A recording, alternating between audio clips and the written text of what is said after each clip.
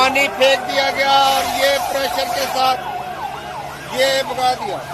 ये देखे कारकुनों पे शदीद पानी वाटर कैनन से फेंका जा रहा है।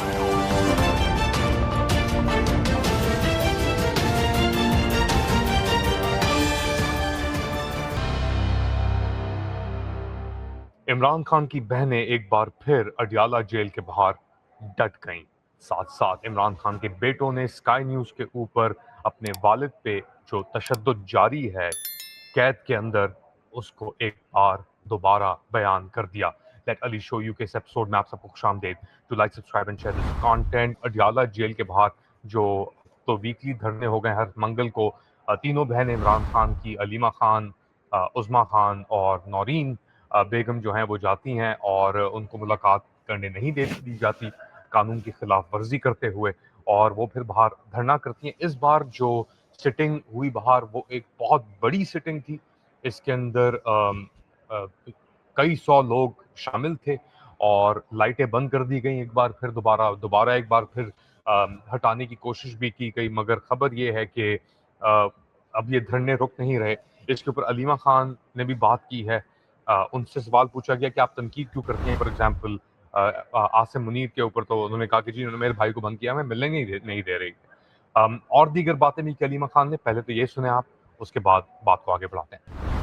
इमरान खान ने कहा था पिछली दफा मेरी बहन को कि फिजिकल टॉर्चर से ज्यादा बुरा मेंटल टॉर्चर है, और वो इमरान खान को कैद तन्हाई में रख रहे हैं। ये समझ से इमरान खान टूटेगा।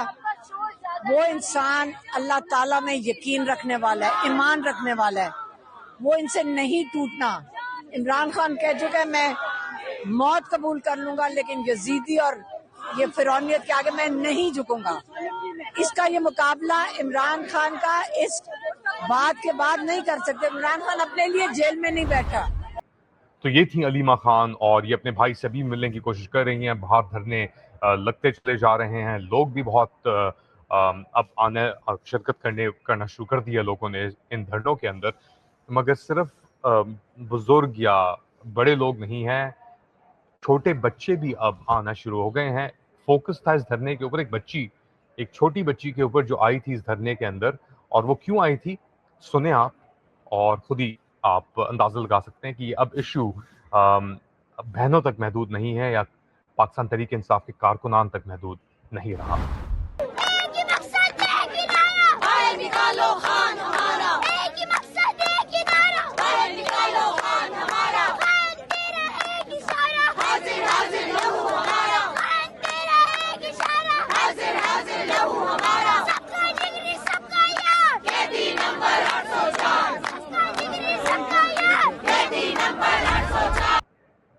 तो ये बच्ची भी अब कह रही है कि वो क्यों आई यहाँ पे, और मरकज़ बन गई एक तरीके से वो अटेंशन का, क्योंकि बड़ा हो, बुजुर्ग हो, अलीमा खान की उम्र के, उनसे भी बड़े, या एक बच्चे हों, सबके की निगाह के अंदर सबके लिए ये एक बहुत अहम इशू बन चुका है।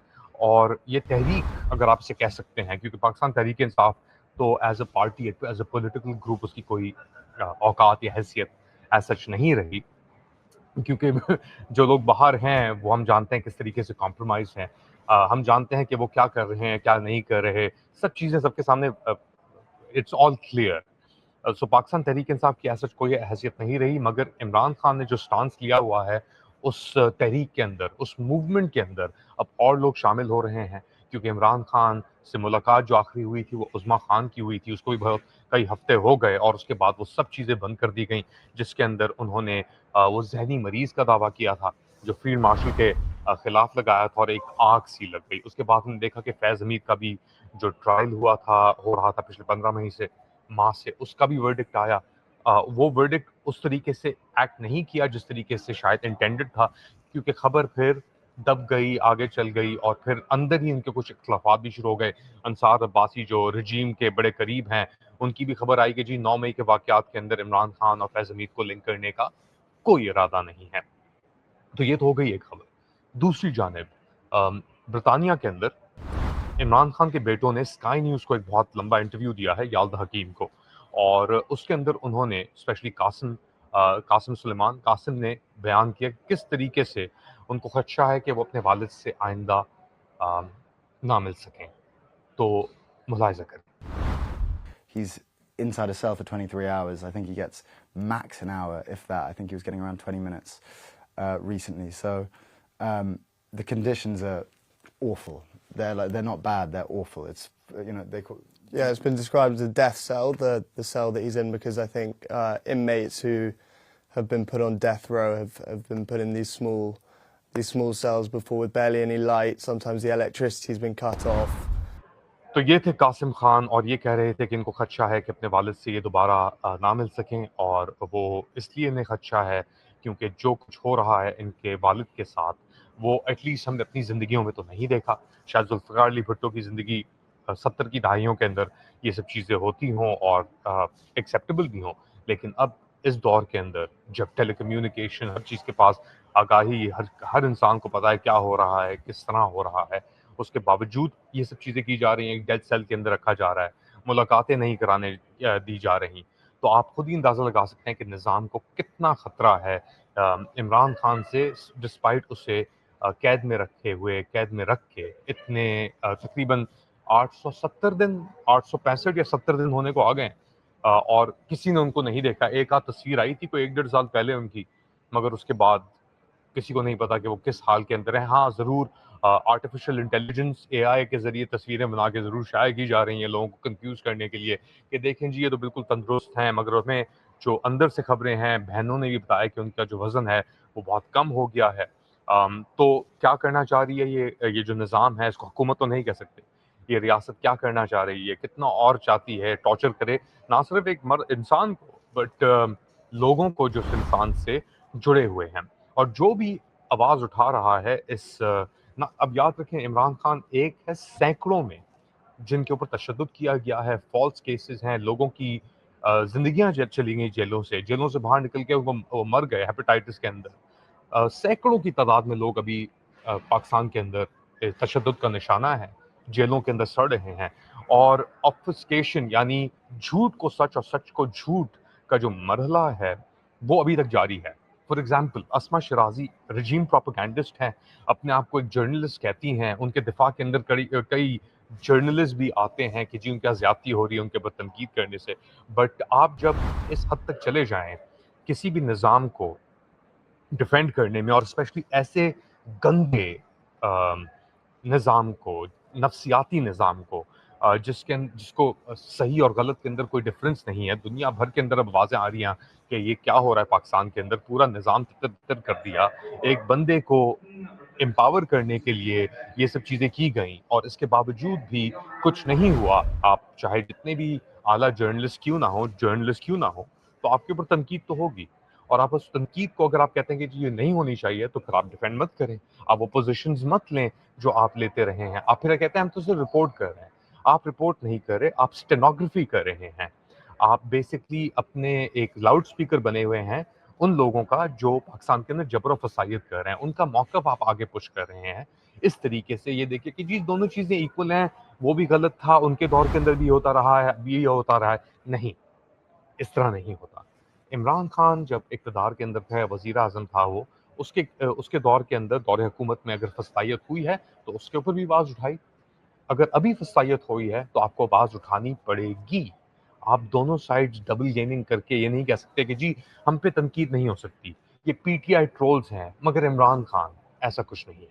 हर बंदा जो हक के लिए आवाज़ उठाता है वो पीटीआई से मुंसलिक नहीं है, और अगर आपके ऊपर तनकीद होती है तो वो पीटीआई ट्रोल्स ही नहीं कर रहे। अब हर बंदा जानता है, बच्चा जानता है जो बैठा हुआ है धरने के बाहर, वो तो पीटीआई ट्रोल नहीं है ना वो तो पीटीआई का हिस्सा नहीं है, मगर देख रहे हैं कि इतनी ज्यादती के अंदर वो लोग जिनके अंदर अभी भी थोड़ा ईमान और थोड़ा अपना ज़मीर उनका बचा हुआ है, अगर वो आवाज़ उठा रहे हैं उनके ऊपर आप कहते हैं नहीं, उनको आप डिस्क्रेडिट करने की कोशिश करते हैं कि नहीं ये लोग गलत हैं। ऐसा बिल्कुल नहीं है, आप गलत हैं। और अगर आपको तकलीफ होती है तो होनी भी चाहिए तकलीफ आपको, क्योंकि आपने जो कर दिया है पिछले 3 साल के अंदर उसकी अकाउंटेबिलिटी तो होगी। अब रिवेंज रिप्रेशन की हम बात नहीं कर रहे, हम नहीं कहते कि बदला लिया जाए, मगर लोगों के एहसासात के साथ, उनके जज्बात के साथ, उनके मैंडेट के साथ जब ऐसा खिलवाड़ करने के बाद आप दोनों साइड्स की बात करते हैं तो कोई इस चीज़ को तस्लीम करने के लिए तैयार नहीं था।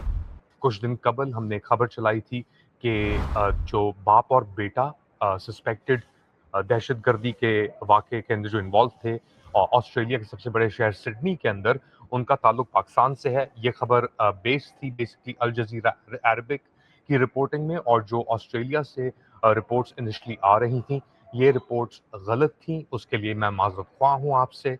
मगर इट गोज़ टू शो कि कितनी तेज़ी से एक मिस इन्फॉर्मेशन फैलती है, उसको किस तरह पिक किया जाता है। यहाँ तक कि वो मेरा इनिशियल फोकस नहीं था, फोकस मेरा था जिस शख्स ने अहमद अल अहमद जो मुसलमान वालिद था 2 बच्चों का, जिसने रोका इन दहशतगर्दों को, उसके ऊपर। अब आके ये बात पता लगी है, ये बीबीसी ने भी कंफर्म कर ली है और दीगर इदारों ने भी इस बात को कंफर्म कर लिया है कि ये बेसिकली बाप और बेटा फिलीपींस गए थे और पासपोर्ट जो इस्तेमाल हुआ था फिलीपींस एंटर होते हुए वो एक ऑस्ट्रेलियन पासपोर्ट था जो बेटे का था, और जो वालिद का पासपोर्ट था जिनका नाम साजिद बताया जा रहा है वो इंडियन पासपोर्ट के ऊपर ट्रैवल कर रहे थे। अब ऑब्वियसली ये चीज़ें होती हैं क्योंकि जब ब्रेकिंग न्यूज़ इस तरीके से फैल रही होती है तो बहुत सारी चीज़ें आपको जो इनिशियल इंफॉर्मेशन आती है उसको आप ब्रेक करते हुए एट्रीब्यूट करते हैं, बट ऑब्वियसली उसके बाद करेक्ट होती है वो चीज़, उसके लिए मैं आपसे माज़रत ख्वाह हूँ। प्लीज़ आप I hope you find it in me to forgive find it in you to forgive me, but बड़ी एक सीरियस एक डेवलपमेंट हुई है और इसने पूरे जो सिचुएशन उसके डायनामिक्स को चेंज कर दिया है। आप लोग क्या समझते हैं बताएं मुझे कमेंट सेक्शन के अंदर। Do like, subscribe and share this content.